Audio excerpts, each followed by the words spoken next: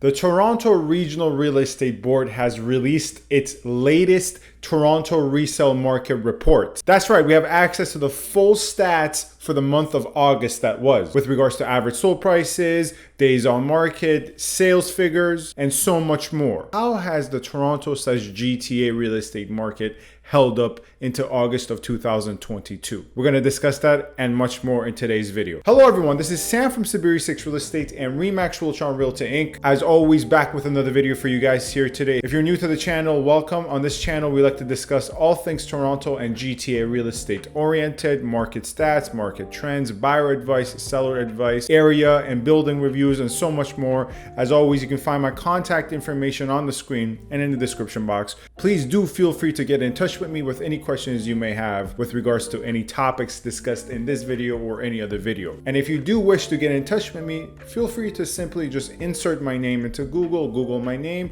You can go through my Google reviews and see the feedback my clients have provided. So the Toronto Real Estate Board has released its market stats in terms of the Toronto Resale Market Report for August of 2022, and we see some very interesting trends continue. Starting out with the fact that sales are down. Overall sales is down 34%. That's right, the overall number of transactions, sales that occurred across the GTA/Toronto real estate market in August of 2022 is down by 34% year over year. So this shows us it's clearly not just a seasonal trend we're looking at here in terms of this cool down of the market. Because in August of 2021, there was about 8,500 sales. We are all the way down into August of 2022 to 5,600 sales. Now, home sales across the Toronto real estate market and the greater Toronto area real estate market is down due to forces on both sides of the spectrum. Namely, on the selling side, the supply side, a lot of sellers are just okay to terminate or relist or wait for a year to 2 years. The panic selling that a lot of people assumed would occur has yet to occur. Sellers here are practicing great patience. And on the demand side of things, there are less buyers actively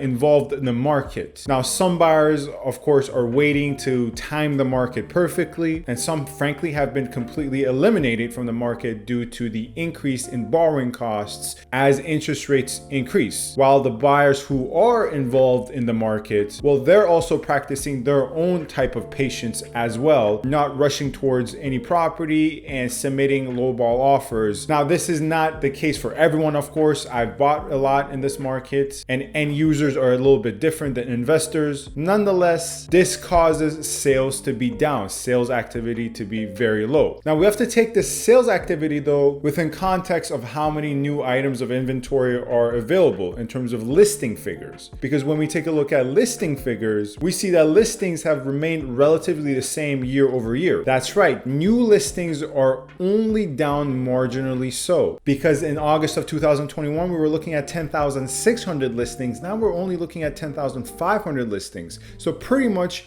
even. So less properties are selling relative to a even number of new properties for sale. Here it further indicates a lower, more buyer-friendly sales to listing ratio. And this is perhaps the most illustrative number here we can discuss in terms of the average selling price. Because the average selling price year over year is actually up, but only up by 0.9%, less than a full percentage point. That's right, because in August of 2022, across the Toronto/GTA real estate market, the average selling price for all property types has been $1,079,000. That is only $9,000 up from August of 2021, where the average selling price was $1,070,000. So that means year over year, in terms of average prices for August, we are only barely breaking even at this point, which is a very new trend if you've been watching this channel for the last 3 years. Because back in February, March in 2021, we were looking at anywhere from 10 to 20% year over year increases in average sold price. Of course, we're dealing with a new market, a shifting market, higher borrowing costs once again, cooling supply, cooling demand. So this is to be expected. But the question I have for you guys is, do you believe in September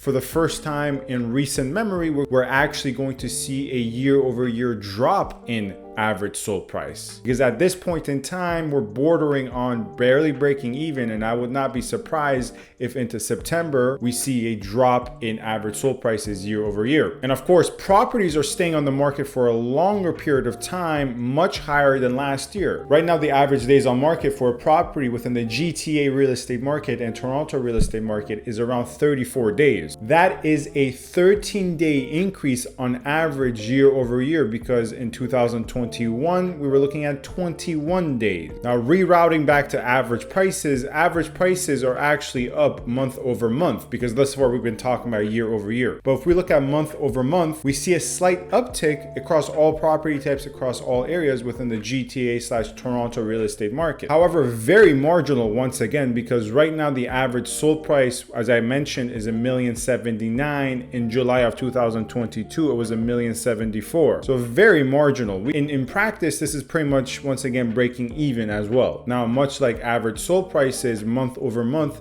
sales are actually up as well. Now, this is a little bit less marginal because the sale figure in July was just all-time lows. We're still looking at very lows, of course. As we discussed, year over year, it's far lower, but sales have also inched up month over month as well. Anyways, in my next video, I'm going to cover condo numbers much more in depth for August of 2022, according to the TRREB Resale Market Report, and furthermore, I will also do a video on different property types, detached, semis, and townhomes. Stay tuned for those videos, and you can find the link to my newsletter in the description box. Feel free to also find my contact information in the description box. Get in touch with me with any questions. Lastly, if you enjoyed this video or enjoy any other videos of mine, feel free to support by a subscription. Thank you very much for watching. Stay safe, stay tuned. Thank you.